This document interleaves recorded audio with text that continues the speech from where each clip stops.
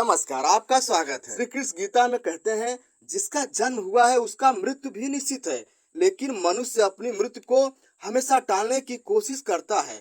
वो ये नहीं जानता है कि उसका मृत्यु अटल है और जब उसकी मृत्यु होने वाली होगी तब उसे स्वयं ही पता चल जाएगा कि उसकी मृत्यु का समय अब निकट ही है।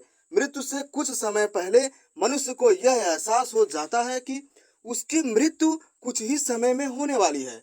मृत्यु आने से पहले कुछ ऐसे संकेत दिखाई देने लगते हैं जिससे मनुष्य को यह पता चल जाएगा कि उसकी मृत्यु मात्र 1 घंटे में होने वाली है।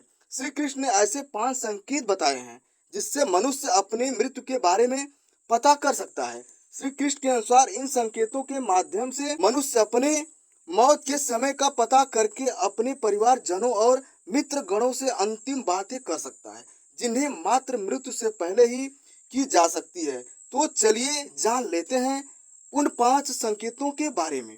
पर उससे पहले अगर आपने चैनल को सब्सक्राइब नहीं किया है तो इसे सब्सक्राइब कर लीजिए, साथ ही वीडियो को एक लाइक जरूर करें। पहली बात, जीवन भर के कर्म दिखाई देना। श्री कृष्ण के अनुसार जिस मनुष्य की मृत्यु होने वाली है उस मनुष्य को 1 घंटा पहले अपने जीवन में किए गए सभी छोटे बड़े कर्म दिखाई देने लगते हैं। उसे अपने जीवन में किए गए पाप और पुण्य, परिवार और मित्र जनों के साथ बिताए गए पल दिखाई देने लगते हैं। वह मनुष्य ध्यान योग की अवस्था में पहुंच जाता है, जिससे उसे मात्र उसके कर्म ही दिखाई देते हैं।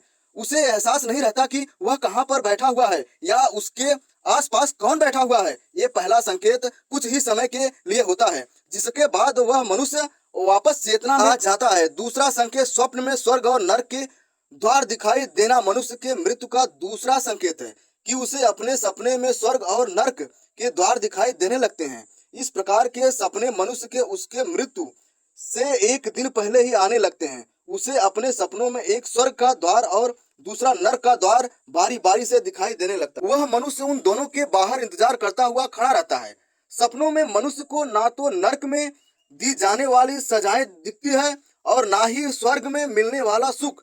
उसे मात्र स्वर्ग और नरक में प्रवेश करने वाले विशाल काय दरवाजे दिखाई देते हैं।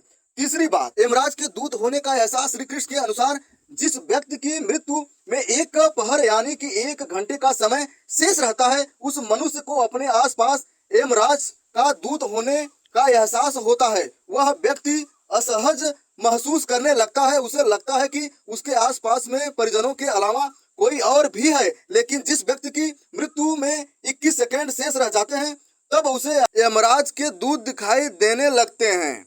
इन दूतों को देखकर भय से रोने लगता है, लेकिन उनके परिजन ये समझ नहीं पाते कि व्यक्ति क्यों रो रहा है, जिसके कुछ समय ही बाद उसकी मृत्यु हो जाती है।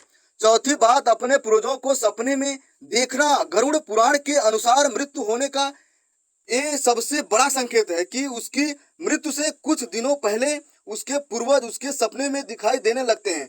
जिस व्यक्ति की मृत्यु होने वाली होती है, उस व्यक्ति के परिवार वाले सदस्य जिसकी मृत्यु हो चुकी है, वह सभी बारी बारी से उस व्यक्ति के सपने में दिखाई देने लगते हैं। कुछ लोग ऐसे पितृ दोष मानने की भूल करते हैं, लेकिन पूर्वजों का बार बार सपनों में आना मृत्यु का संकेत है।